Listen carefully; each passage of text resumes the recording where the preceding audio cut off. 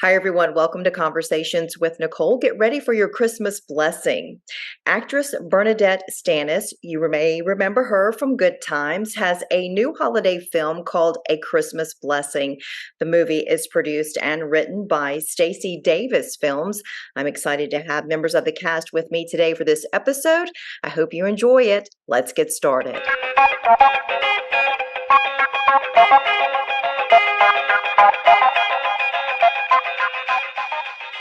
Hi, everyone. Welcome to Conversations with Nicole. I'm delighted to have several of the cast members from A Christmas Blessing movie. It is streaming right now on several platforms. Let me go ahead and introduce my guest, and y'all just give everybody a wave when I say your name. I have Lala Nicole Black.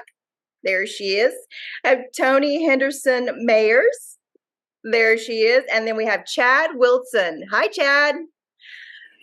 I'm so delighted to have you with me today. This movie sounds wonderful. A Christmas Blessing is it is filmed in Marion. It's about a grandmother who is played by Bernadine Stanson from Good Times. She plays the grandmother of Tia. Tia is her baby granddaughter. Doesn't know what she wants to do with her life. And then she also has two sisters. Grandma has two sisters, which is Gwen and Gloria. And they are trying to do a plan with her to get Tia and Eli to fall in love. Eli is a young man that is staying with her right now because he lost his family, and he's pretty much staying with her like to get off his feet. So she's trying to come up with the ultimate plan to get them to fall in love. But then you have my character. Yes, tell me about your who's coming to try to wreck it up. So my character name is Andrea Langley. Andrea and Eli are high school sweethearts, but we also went to school with Tia. So in the midst of the plan of trying to find love, and Andrea's like, no, because Andrea and Eli shares a son together. Oh, so and you'll have to watch the movie to find out who Eli chooses. Absolutely. I think that is a great tease to make people watch so they will find out what happens at the end. So we're going to go next with ladies first. So Tony, tell me about your character. Yeah, first of all, thanks for having me. I get a chance to play Gwen, which is the sister of the grandmother who's doing the matchmaking, played by Bernadette Stanis. And I'm more of a bougie, kind of wealthy sister. I love to have fun with my sisters, and when my sister comes up with this plan, at first I don't think it's going to work, but of course, like sisters, we plot together to make this connection happen. Yeah. That sounds like a lot of fun. I'm sure that was a lot of fun to be alongside Bernadette and have that interaction that way. Yeah, she's a pro. I got a chance to work with her before, but we were speakers promoting our book under Les Brown, who was a legendary speaker, motivational speaker.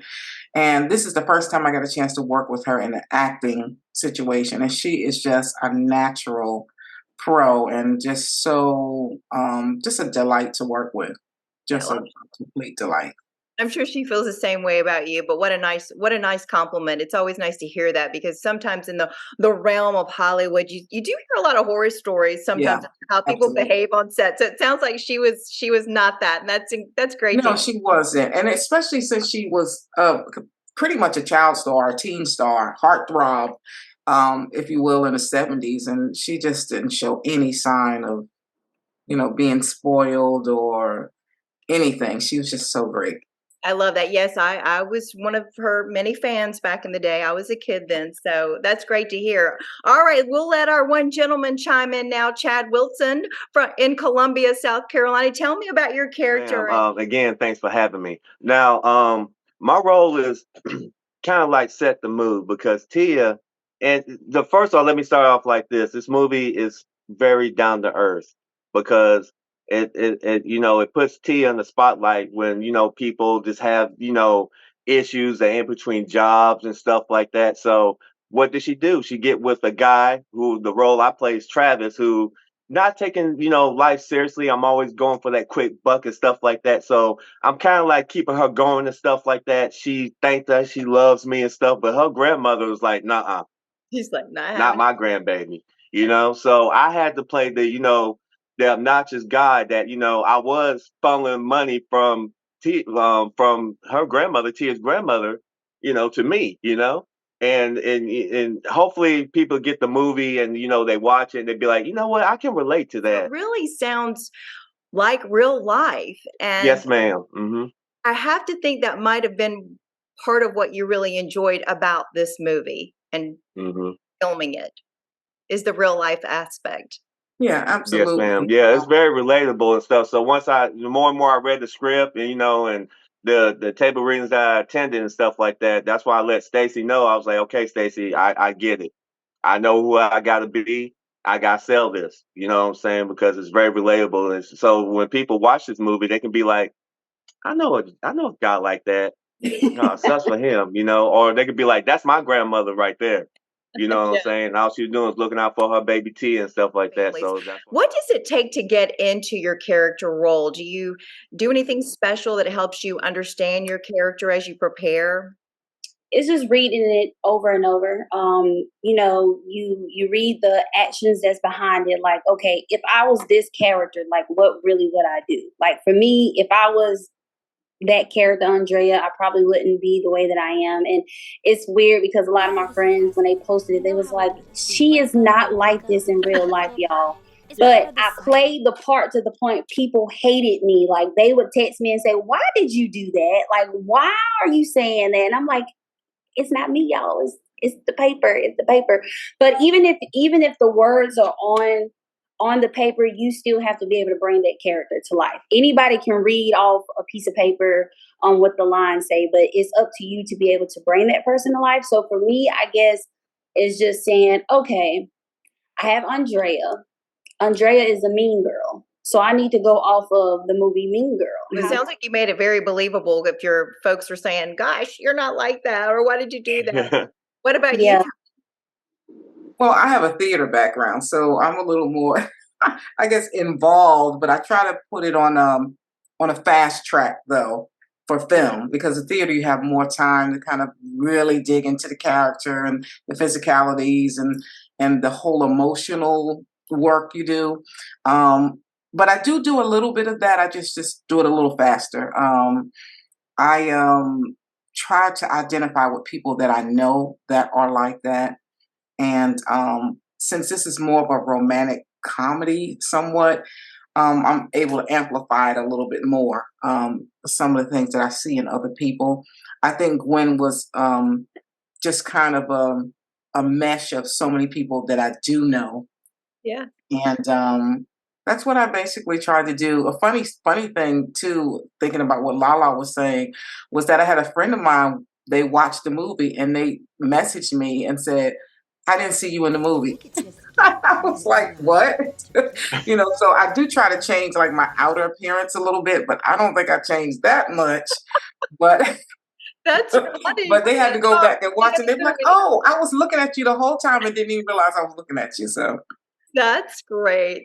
You must have really been real bougie and they didn't get that part, right?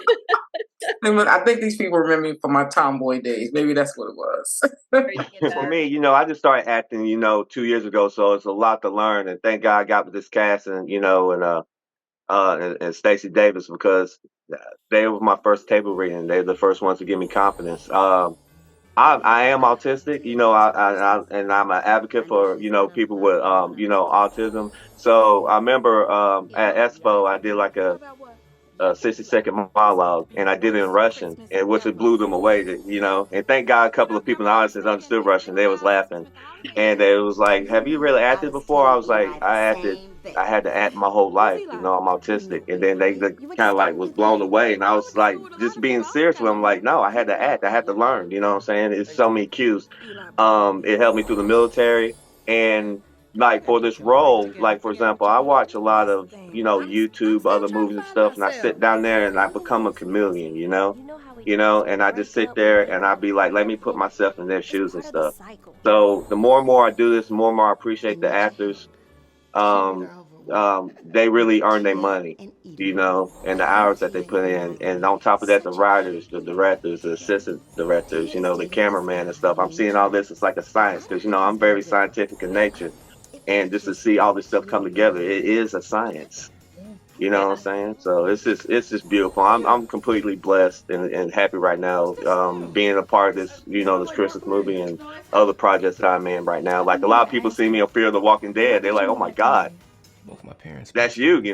And I was lucky, and they worked with me because that cast of Fear of the Walking Dead, they made sure I went to the table readings for a Christmas blessing. They facilitated that for me. So it's been a good experience. I know it's some bad experiences out there, but I'm lucky right now. Let me knock on wood. Yeah, that's awesome. I love all that you've shared about how you got into your character. I think it's so informative for anyone that, may want to pursue acting, the craft of it. 'Cause definitely a lot goes into it. Listen, we're going to wrap things up, but I'd like for each of you to tell me what's on the horizon for you, if you don't mind. We'll start with Lala again. All right, so I recently just wrapped up another film with Stacy. This is my third time working with Stacy, and all three of us had worked together prior to A Christmas Blessing. We all were on the sitcom Hanging with the Taylors. I played Rachel Taylor, which is Ryan Taylor's wife. Also, Ryan Toby. And before I get anything, special thanks to Stacy and special thanks to Film Bear Studios, because not only did they do Hang with the Taylors, but they did this film as well. And so all three of us worked together. Tony's played my sister-in-law in that show versus someone I didn't like in the other movie. So the dynamics of our relationship had to flip-flop, which was really funny. But so I did that, and we did The Christmas Blessing, and I can't talk about really what we just did, but we finished a film probably about 3 weeks ago, which hopefully will be out next year. So as of now, my acting has shut down for the year. Well, I'll be on the lookout for it. So thank you for sharing that. And being this dog's mom. And love it. That's Leo. Everyone, hello to Leo. Yes. Glad to have Leo on the show too. And Tony, what's up for you in the future? Anything that you're working on? Yes. First of all, I'm a SAG-AFTRA actor, and I'm so glad we're off of our strike. So that means I'll be working more. But in the interim, I was doing stage, and I'm directing a play now by Jesse Parr called Coloring Along the Lines. So I'm very excited about that. We are now in Showtime. So we've gotten some really great reviews from that. I'm very excited about that. So I'm reading now for another stage play. And hopefully, now that we're out of the strike, you'll get a chance to see me again in another film or television. Fantastic. That's exciting. And Chad, what about you? What's the future looking like for you right now?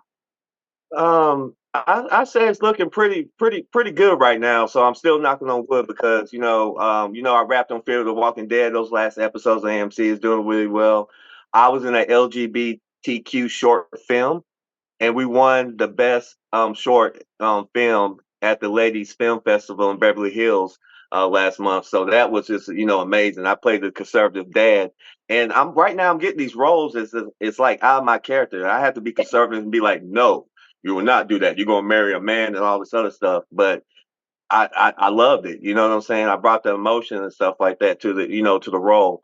And I had to do a lot of research on that because I was like, no, I'm for the LGBTQ community. I'm for everybody. I love everyone. You know what I'm saying? Don't look at my military career. I had to do that. You know what I'm saying? I had to serve my country, but I had to do what I had to do to get home. But in the future, I'm doing some more auditions. I'm still a reoccurring cast member on Actors Anonymous Hotline. So we just kicked off, the second season. Hillary Hawkins is a producer of that. She used to host Radio Disney and stuff like that. It's great working with her. And I'm just gonna keep learning my craft, being a leader and a follower.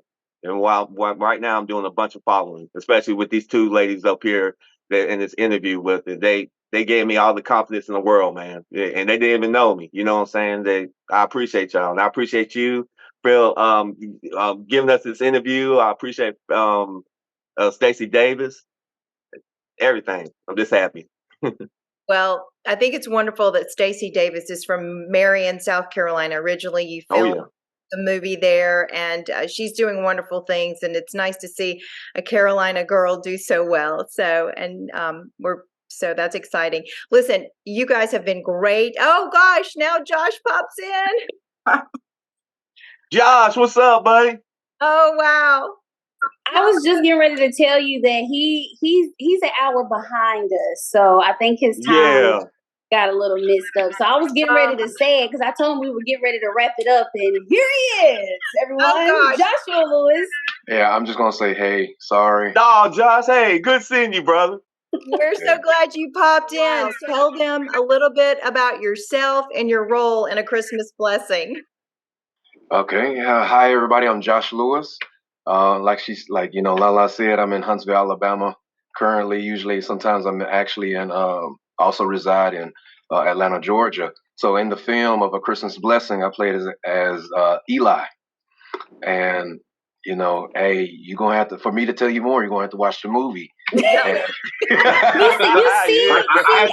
Look, I don't have much time. I don't have much time. And that's why Eli and Andrea are fit for each other, because I said the exact same thing. That's right. Yeah, that's right. She's like, I'm going to get you this far into the movie, and then you have to watch the rest to find out what happens. I love it. That cliffhanger is perfect. That is perfect. Well, it has been a real blessing to have all of you on my show.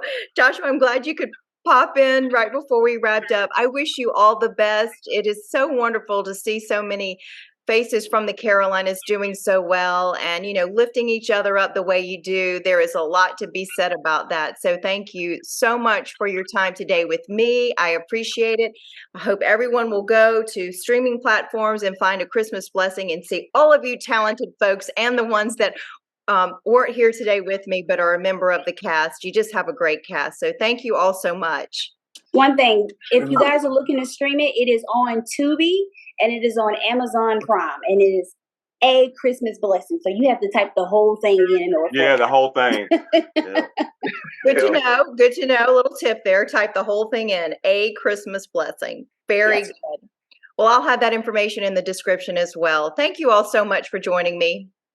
Thank you. Thank you. Thank you. And that will do it for my show. Until I see you again, I hope you have a great day. Bye, everyone. Take care. Bye-bye.